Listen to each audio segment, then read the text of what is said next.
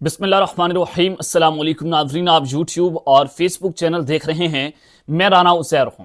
नाज़रीन, Alqadri trust case के फैसला आने के बाद पूरी कौम ये जानना चाहती है कि इमरान खान अब इस्टेब्लिशमेंट के साथ क्या करने जा रहे हैं, इमरान खान इस हुकूमत के साथ क्या करने जा रहे हैं, पसे पर्दा मुज़ाकरात का क्या बन रहा है। ये ऐसी चीजें हैं जो इस वक्त इमरान खान की हिकमत अमली के साथ जुड़ी हुई थी। तो लिहाजा इमरान खान ने अपनी हिकमत अमली जो है वो वाज़ेह कर दी है।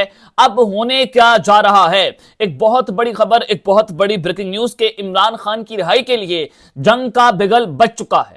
लाखों लोगों का ढाठे मारता समंदर इस्लामाबाद में दाखिल होने को तैयार है। और अब ये कौन सी तारीख है, क्या होने जा रहा है, और इमरान खान की इस हिकमत अमली के बाद टेबल्स किस तरह से टर्न्स होंगे, तमाम तर डिटेल्स, तमाम तर तफसीलात मैंने आपके सामने आज के इस व्लॉग में रखनी है। और फिर दूसरी जानिब पाक फौज में भी बहुत बड़ी तब्दीलियां हुई हैं और कुछ जो है पोस्टिंग ट्रांसफरिंग हुई हैं, और ये इसकी टाइमिंग बहुत इंपॉर्टेंट है। और ऐसे मौके पर जो एक अहम तकर्री, एक अहम पोस्टिंग ट्रांसफर इतना बड़ा होता है जिसको डी फैक्टो आर्मी चीफ कहते हैं, उनकी तब्दीली होना, ये क्या वजूहात हैं, कौन कौन तब्दील हुआ है, जीएचक्यू से कौन सी बड़ी खबर आ रही है, तमाम तर तफसीलात आपको बताई जाएंगी। लेकिन आगे बढ़ने से पहले आप सबसे दरख्वास्त के चैनल को जरूर सब्सक्राइब कर लें, बेल आइकन को दबा दें, आने वाली तमाम तर अपडेट्स आपकी खिदमत में बर वक्त पेश होती रहें। नाज़रीन, अलकादरी ट्रस्ट केस का फैसला आ गया।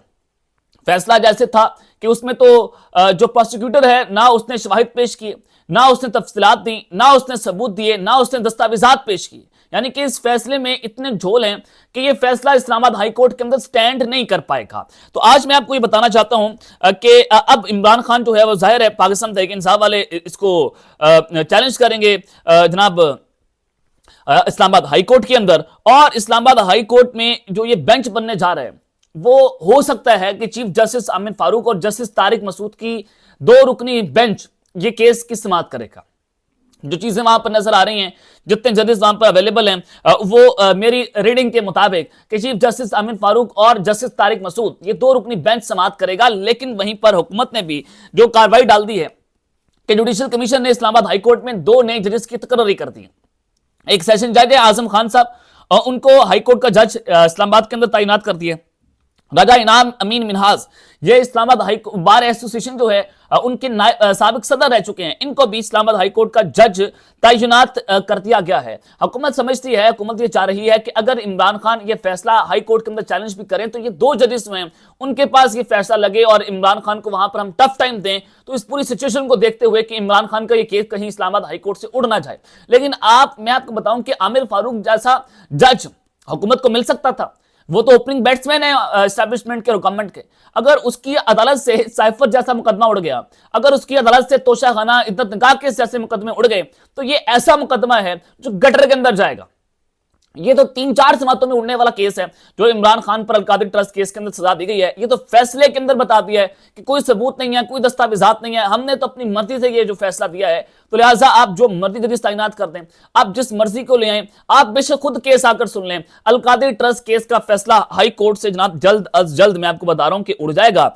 और आज अडयाला जेल के अंदर भी बहुत अहम समातें हैं। एक तो 9 मई जीएचक्यू हमला गेट केस की समात हो रही है, वो रोजाना की बुनियाद पर उसका जो है वो समात शुरू कर दी गई है। और ये वाहिद केस है जिस पर इमरान खान में पर जो है वो फर्द जुर्म आयद हुई है। आज अडयाला में होगी 9 मई जीएचक्यू हमला केस की समात जो है वो उसमें 4 चश्मदीद गवाहान के बयानात कलमबंद हो चुके हैं और अदालत ने आज मजीद गवाहान को बयानात रिकॉर्ड करवाने के लिए तलब किया हुआ है।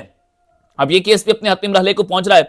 और फिर जनाब जो आर्मी चीफ की मुलाकात हुई थी बैरिस्टर गौहर और अली अमीन गंडापुर से, उसके हवाले से मुनीफ फारूक जो हैं वो जानते हैं कहां से बोलते हैं, कहां से लिखते हैं, जो सारा कुछ है वो पूरी कौम जानती है मुनीफ फारूक को। तो मुनीफ फारूक कहते हैं कि आर्मी चीफ से मुलाकात के दौरान एक ऐसा बंदा भी था जिसके बारे में बैरिस्टर गौहर को भी पता नहीं था और गंडापुर को भी पता नहीं था। अब वो कौन सा बंदा था, क्या था, क्या सूरत हाल है, ये मुनीफ फारूक ही बेहतर जानते हैं। लेकिन वो कह रहे हैं कि एक खुफिया बंदा भी वहां पर मौजूद था जिसके बारे में ना बैरिस्टर गौहर को पता था, ना अली अमीन गंडापुर को पता था। लेकिन अगर सिक्योरिटीज राइट जो है वो तो ये कह रहे हैं कि ये तो सिक्योरिटी के मामला के ऊपर मीटिंग थी। आप कह रहे हैं वहां पर एक ऐसा बंदा था जिसका आपको इल्म नहीं था इनको। फिर ये कौन सी सिक्योरिटी की मुलाकात थी? यानी कि आप तो खुद मोहर लगा रहे हैं, खुद मोहर लगा रहे हैं कि जनाब ये मुलाकात किसी और तरीके से हुई है। इस मुलाकात में कुछ पैगाम रसानियां हुई हैं, इस मुलाकात में मामलात को तय करने की कोशिश हुई है, इस मुलाकात में टेम्परेचर को कूल डाउन करने की कोशिश हुई है, मेल्टिंग पॉइंट लाने की कोशिश हुई है, जो बॉइलिंग पॉइंट है उसको कम किया जा सके। तो आप खुद जो है वो अपने जरियों के जो आपके जराए हैं, ये दायरा मुनीफ फारूक जराई है ना, इनके ये इनका मीडियम है, इनका टूल है जो इस्तेमाल हो रहे हैं, इनके जरिए जो है वो इस्टेब्लिशमेंट अपना पैगाम पहुंचाती है। तो आप ये वो टाउट हैं जो इस्टेब्लिशमेंट और पीटीआई के दरमियान दरारें पैदा करने के लिए इस्तेमाल होते हैं, ये भी आपको मैं बताता हूं। तो जनाब एक ये खबर जो है वो आ रही थी और फिर पाकिस्तान तहरीक इंसाफ वाले जो हैं उनके हवाले से, अब चूंकि इमरान खान तो डील नहीं कर रहे, इमरान खान ने कल भी कह दिया कि वो डील नहीं करेंगे, आपने घबराना नहीं है। खान साहब डटकर खड़ा हुआ है, ये पाकिस्तान की तारीख में हमने पहली बार ऐसा देखने को हमें मिल रहा है। तो अब हुकूमत के पास कोई बयानिया नहीं है, हुकूमत के पास कोई नैरेटिव नहीं है। तो शर्जील मेमन कहते हैं कि पाकिस्तान तहरीक इंसाफ की कोशिश है कोई ट्रम्प कार्ड काम आ जाए, मगर पाकिस्तानी अदालतें किसी ट्रम्प कार्ड पर नहीं चलेंगी। चलें देख लेते हैं कि अगर हमारी अदालतों का नंगा नाच आपने देख लिया कि फैसला आने से पहले लीक हो गया और फैसले का जो तहरीरी फैसला था वो भी जारी नहीं हुआ, उससे पहले 11 मिनट के बाद ही जनाब वो ट्विटर के ऊपर लीक हो गया। ये तो हमारी अदालतों की हैसियत और औकात है। और आप कहते हैं ट्रम्प कार्ड नहीं चलेगा, तो हम देख लेते हैं कि ट्रम्प कार्ड नहीं चलेगा या नहीं चलेगा, चल जाएगा, ये तो आने वाला वक्त बताएगा। लेकिन खान ने ये एक बात वाज़ेह कर दी कि वो किसी ट्रम्प के कहने पर, किसी मोहम्मद बिन सलमान के कहने पर या किसी की एस्टैब्लिशमेंट के कहने के ऊपर वो जेल से बाहर नहीं आएंगे, वो अदालतों के जरिए अपनी लड़ाई लड़ेंगे, वो जेल से बाहर आ जाएंगे। ये इमरान खान जो है वो उन्होंने भी अपनी पोजीशन जो है वो यहां पर वाजे कर दी है। अब इमरान खान की रिहाई के लिए जो जंग का बिगल बच गया है, लाखों लोगों का समंदर इस्लामाबाद में दाखिल होने जा रहा है, ये जनाब क्या सूरत हाल है। देखिए मैंने आपको बताया था कि 8 फरवरी को पाकिस्तान तहरीक इंसाफ जो है ब्लैक डे मनाएगी और मुल्क भर में एहतजाज होंगे, मुल्क भर में जनाब जो है वो जलसे होंगे। 8 फरवरी का दिन वो है कि जब पाकिस्तान तहरीक इंसाफ का मैंडेट चोरी किया गया था, 1 साल उसको हो जाएगा। तो फवाद चौधरी साहब ने इस हवाले से जनाब एक एडवाइस दी है, एक हिदायत दी है कि इमरान खान को रिहा करवाने के लिए बड़ा सियासी इत्तेहाद बनाने की तरफ जो है बढ़ा जाए। अब चूंकि शाहिद खान अब्बासी जो हैं वो भी अपोजिशन इत्तेहाद में शामिल होने जा रहे हैं और इमरान खान की रिहाई के लिए बहुत इंपॉर्टेंट था कि अपोजिशन को इकट्ठा होना चाहिए था, एक पेज पर होना चाहिए था। मौलाना फजल रहमान साहब जो हैं वो एक ही विकेट दोनों तरफ खेल रहे हैं, वो हुकूमत के साथ भी हैं, वो अपोजिशन के साथ भी हैं, वो इंजॉय कर रहे हैं, वो लेकिन अपोजिशन इत्तेहाद का हिस्सा नहीं है। लेकिन शाहिद खान अब्बासी जो हैं वो अब आने जा रहे हैं और 8 फरवरी को 10 लाख लोग इस्लामाबाद लाने की हिकमत अमली बनाई जाए। ये काम सिर्फ और सिर्फ सियासतदान कर सकते हैं। 10 लाख लोग, वो कह रहे हैं कि 10 लाख लोगों का समंदर आप जब इस्लामाबाद के अंदर लाएंगे तो सिस्टम बैठ जाएगा, सिस्टम के पास इतनी ताकत, इतनी सकत नहीं होगी कि वो उसका मुकाबला कर सके। तो इमरान खान की रिहाई के लिए इतने लाखों लोगों का समंदर आप इस्लामाबाद लाएंगे तो 2 ही चीजें जो है बन सकेंगी। और फिर साथ ही फवाद चौधरी साहब चूंकि खान से मुलाकातें भी करते हैं, जाहिर है वहां पर वो खान को बताते होंगे।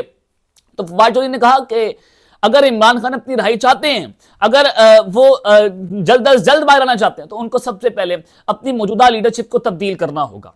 ये दुरुस्त बात है, किसी हद तक फवाद चौधरी साहब जो यहाँ पर जो है वो दुरुस्त बात कर रहे हैं कि ये जो फुकला का गैंग है इसको पीछे करना होगा और इमरान खान के जो जानसार हैं, जो उनके दरीना साथी हैं, उनको आगे लाना होगा ताकि वो पार्टी को उस मामलात के तहत चलाएं जो सियासतदान अपना काम करते हैं। ये नहीं है कि आप खुली बदमाशी भी करें, बिल्कुल नहीं हो सकता। सलमान अकरम राजा हो, कोई हम इनकी इज्जत करते हैं, लेकिन जब पार्टी के मामलात आ रहे हैं तो उसको लेकर वकला जो है उनको एक बार फिर से पीछे करना चाहिए और सियासतदानों को आगे आना चाहिए और पाकिस्तान तहरीक इंसाफ जो है उसको अपनी पोजीशन वाज़ेह करनी चाहिए। तो फवाद चौधरी साहब ने यहाँ पर ये इमरान खान की रिहाई के लिए एक फार्मूला जो है वो पाकिस्तान तहरीक इंसाफ वालों को जनाब दे दिया है। और दूसरी जानिब पाक फौज के अंदर बड़ी तब्दीलियां हुई हैं और GHQ से जनाब बड़ी खबर आ रही है, वो खबर भी मैं आपके सामने जो है वो जनाब रख देता हूँ। इसकी टाइमिंग बहुत इंपॉर्टेंट है खैर, कि ऐसी टाइमिंग के ऊपर जब बहुत सारी चीजें जो है वो हो रही हैं, पॉलिटिकल हैपनिंग्स हो रही हैं जनाब, उसको लेकर ये बड़ा इसको मैं इंपॉर्टेंट देख रहा हूं। तो मुमताज भट्टी साहब बड़े सीनियर जर्नलिस्ट हैं, उनकी जानिब से ये दावा किया गया है, उन्होंने कहा है कि अहम तरीन ओहदों पर कुछ लेफ्टिनेंट जनरल्स को रोटेट किया गया है। GHQ में आर्मी चीफ के बाद जो CGS का ओहदा होता है, चीफ ऑफ जनरल स्टाफ, इसको डी फैक्टो आर्मी चीफ भी कहते हैं, ये बहुत इंपॉर्टेंट होता है और ये GHQ के अंदर ये बहुत तगड़ा अफसर होता है और इसको जहां तब्दील किया गया है। तो ये कौन थे?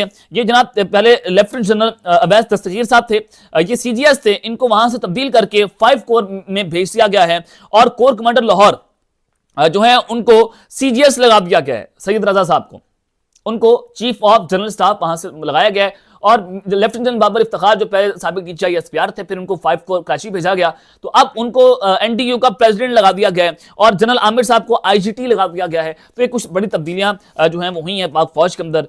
कुछ बड़ी खबरें वहां से आ रही हैं जो मैंने आपके सामने जो है वो रख दी हैं। अब तक के लिए इतना ही, अपना ख्याल रखिएगा और इस लंगा पर लाजमी ख्याल रखने के बाद पाकिस्तान जिंदाबाद।